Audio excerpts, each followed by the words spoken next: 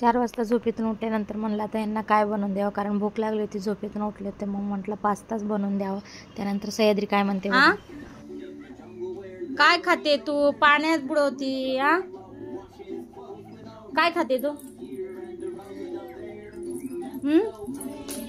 Dance करते.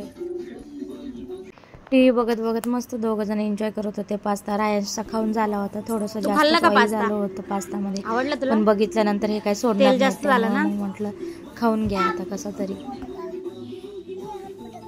हे बघा असं धुवून पास्ता.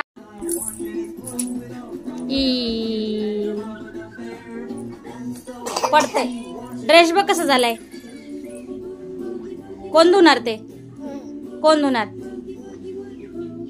ड्रेस? कोण धुणार? राया? दादा धुणार? कोण धुणार? माझ्याकडे बघ. तुझा ड्रेस कोण धुणार? दादा? हो दादा. दीदीचा ड्रेस धुणार तू?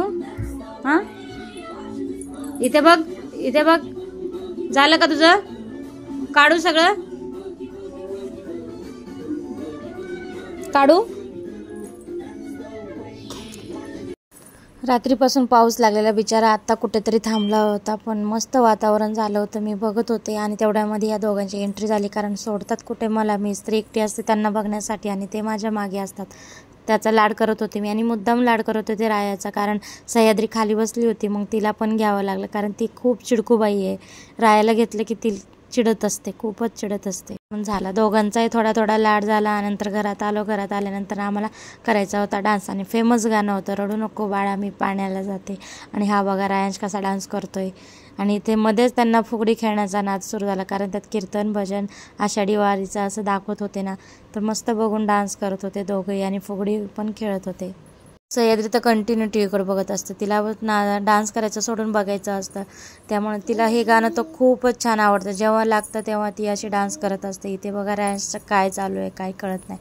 डान्स करतोय, फुगडी खेळतोय, काय काय प्रकार आहे त्याचा काहीच कळत. तर झाली आमच्या बाबांची एंट्री. बाबा आल्यानंतर बघा पिशवी भरून आले, कारण हे दिलं होतं सगळं भाजीपाला माझ्या आईने.